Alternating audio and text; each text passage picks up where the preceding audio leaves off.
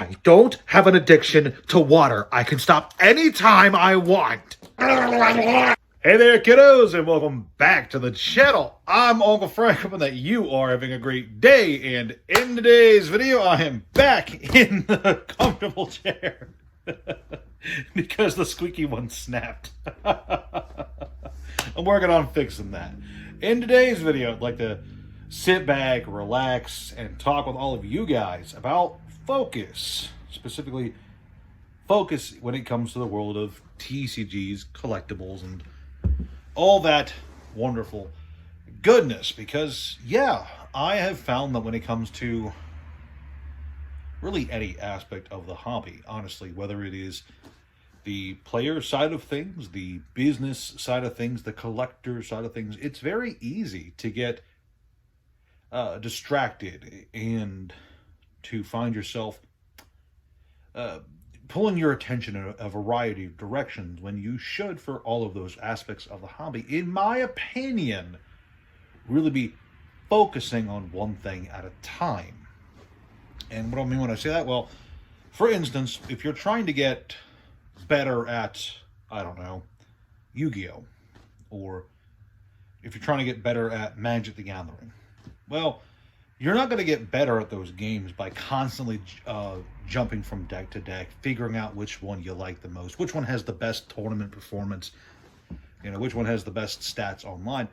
If you're being distracted by different decks that look shiny and new and all that jazz, you're not going to get better at those games. Instead, you get better at those games by focusing, usually on one specific kind of play strategy. And for most card games, I'm aware that some have a bit different tactical approach. Looking at you, Yu-Gi-Oh! For most card games, you improve by getting better at the deck you're trying to pilot and figuring out its optimal matchups for other decks in the meta. You get the practice in, you get your reps in, you try to figure out exactly how the deck plays in certain situations, and boom, once you start getting the basics down, you improve. You figure out how to change what you're doing from game to game. What mistakes were you making in one game? How can you learn from those mistakes in the next, etc. You get better at a card game by focusing on one specific way to improve, which is your deck and how you play the deck. And jumping around from deck to deck is going to just do you a disservice, at least in my experience.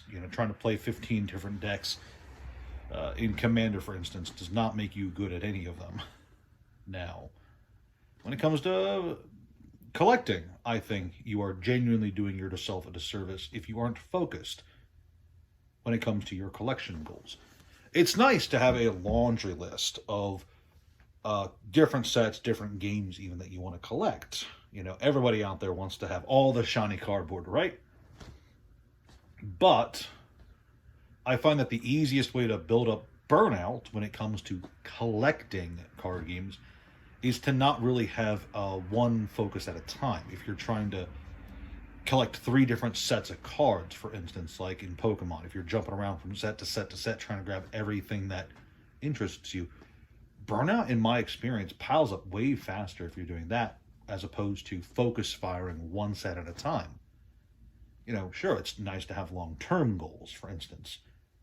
But when you're easily distracted when you're building your collection and you're just grabbing whatever random stuff comes your way, whatever shiny stuff you see that might be interesting to you, sure, you could accrue a nice big collection of shiny cards and all that jazz, but you're also not building a collection that I think is going to be well reflected of what you might desire in the long term. It might not align with your long-term goals or even with your successor, because remember, your collection is not yours. It is yours temporarily.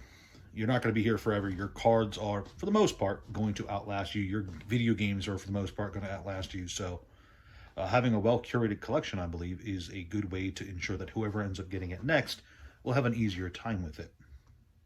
At least that's what I believe. I could, I'm sure that there's people out there who think that they're going to be buried with their collection like there's some kind of Egyptian pharaoh. Actually, you know what? A mausoleum full to the brim with all the cool stuff you collected in life?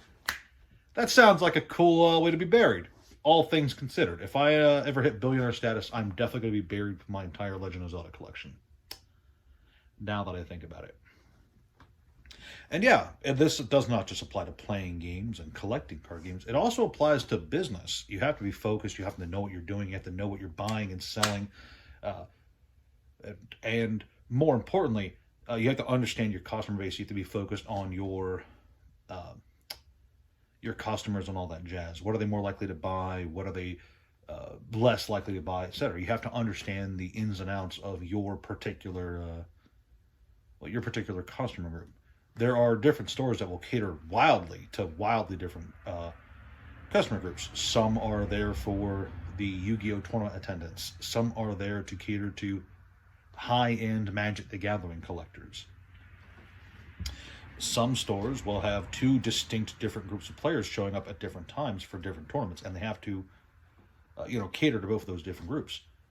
But more to the point, as a store, if you're not focused, if you don't know what you're doing, if you aren't aware of the card games you're peddling, if you just buy in random stuff and then sell it off without having any idea what it is, you can hurt yourself financially in the long term doing that. There's a lot of there's a long list of card stores that I'm aware of that really bought in to Pokemon during the 2021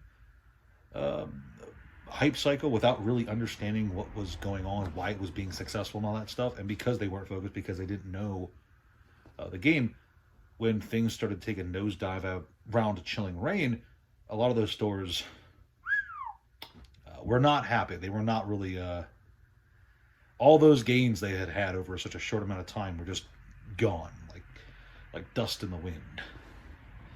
So I do believe that focusing, regardless of what it is, focusing on a single goal, depending on what aspect of the hobby you're applying to here, is really important. Figuring out a goal to focus on for the short term, is super important. You can have long-term goals, like I said, especially with the collection. When it comes to collecting stuff, you can have long-term goals that are nebulous at best, even. But knowing what you want to do in the short term, whether it's for finance or collecting or playing, is super important, I think. And figuring out what you want that focus to be is entirely up to you. Obviously, some random guy on YouTube at 11 o'clock at night isn't going to be able to tell you, dear viewer, what you should be focusing on next. That is something you have to figure out. But it's important that you do figure out what that is. Because if you're just going through things aimlessly, if you're just going through your playing the game aimlessly, and your intention is to just improve, you can find yourself being frustrated, jumping from deck to deck, not finding yourself winning more regular events, not winning even local events as often as you'd like to. If you're trying to build a collection, you can find yourself frustrated a year from now going, why haven't I finished this set out yet? Why is my collection not worth what I think it should be worth? Why do I not have enough shiny cards? Well, it's because over here you've been buying all this random stuff that might not, it's cool, but it might not necessarily be what you want, and you can find yourself regretting that down the road. And when it comes to, the business side of things, you can find yourself saddled with inventory that you didn't really understand when you bought it, and now that it's not a hot ticket item, you have no idea how to sell it, how to part with it, what your exit strategy is, all that jazz. There's a lot of people right now who are buying into One Piece and Pokemon who are absolutely assured of themselves that they are making the smart financial choice. But I almost guarantee that most of them will have no idea what to do once markets turn. And they will turn. That's just a fact of life, in my opinion. Fact of life, in my opinion. That is an oxymoron if I heard one. Ignore that sentence. Ignore that sentence. Basically, what I'm trying to say in this video, if you take one thing away from this video, it's that you should figure out what you want to focus on and focus on it. Don't get distracted by shiny cardboard. Don't get distracted by new decks. Don't get distracted by some premium product that might be a hot ticket item now, but if you find yourself going into debt to buy it, probably not a safe purchase. Probably not a safe purchase. Anyway, shorter video, but thank you guys so much for watching. Please like, share, subscribe, leave a comment down below, agreeing with me, disagreeing with me, disagreeing with me, whatever my tongue feels like saying today, I guess. Check out the Discord, check out the Patreon, Thank you guys so much for watching, and I'll see you next time.